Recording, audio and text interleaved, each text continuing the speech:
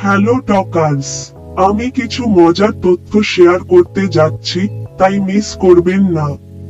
3 নম্বর, আপনি কি লক্ষ্য করেছেন যে সেপটিক ট্যাঙ্কগুলি সাধারণত বৃত্তাকার হয়?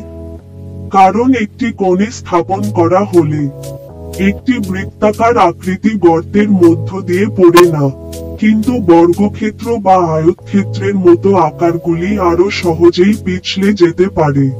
2 নম্বর, বিচারকরা আসলে তাদের কলম ভাঙেন না, কিন্তু মৃত্যুদণ্ডের আদেশে স্বাক্ষর করার পরে কলমটি প্রায়শই একপাশে রাখা হয় বা আবার ব্যবহার করা হয় না।